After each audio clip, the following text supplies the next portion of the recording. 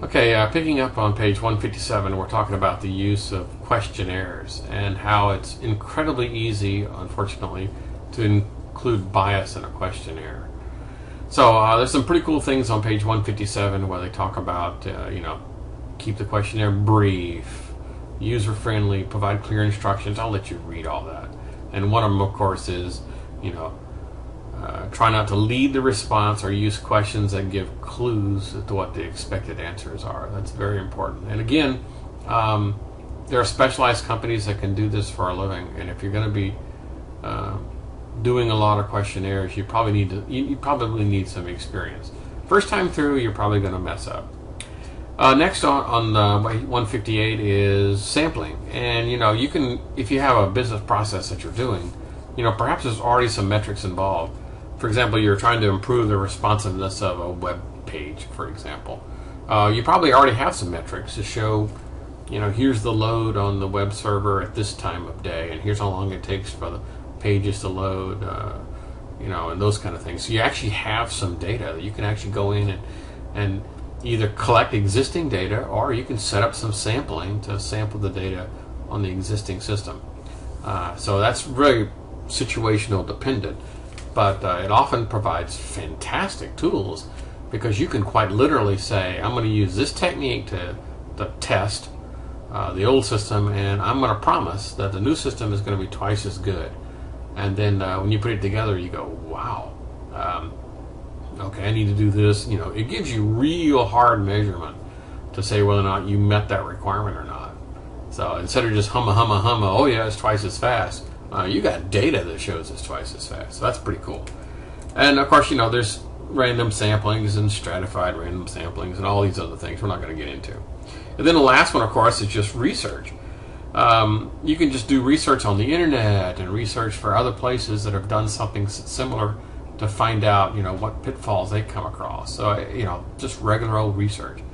And then the last one is whether or not you ought to use interviews versus questionnaires. And I kind of suggest that questionnaires, although they work really well for a broad spectrum, let's say I would never interview, for example, 100 users. I mean, no way, I wouldn't do that.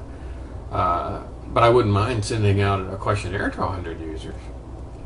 So that's kind of one of those scenarios where I'd use one versus the other. And I don't really think it is a one versus the other. In the scenario I just described, you have 100 employees. I might interview 5 of them, and then after the interview, I know enough about the topic that I could write a questionnaire for the rest of the 100. So it's kind of a combination of the two.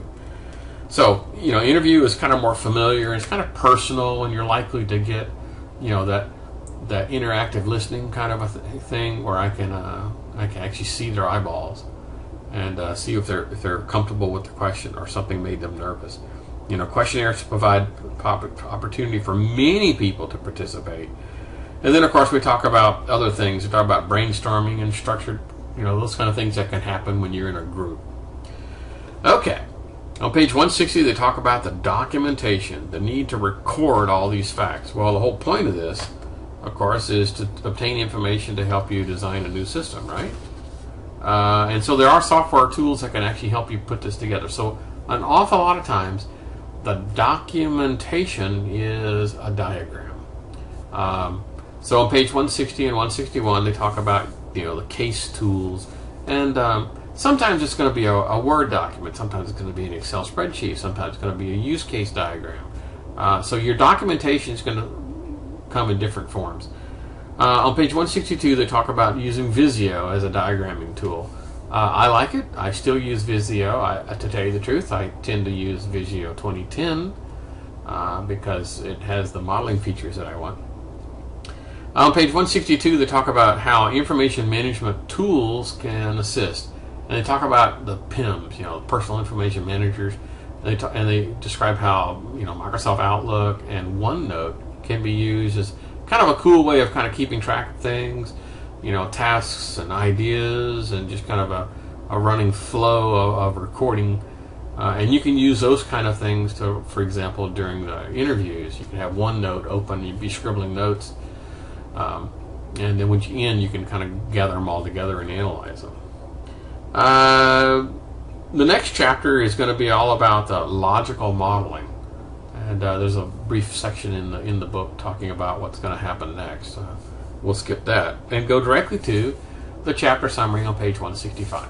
So I'm just going to go through this really quick to make sure we hit everything we said we were going to hit.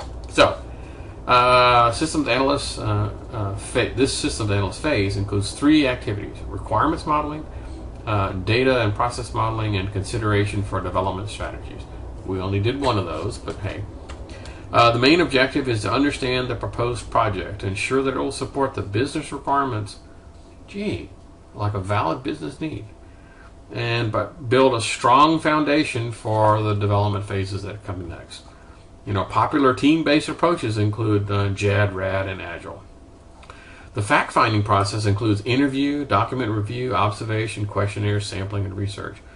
System analysts should carefully record and document all factual information that is collected, and various software tools can help. And there we go. We are at the end of this chapter, and see you guys again for the next chapter.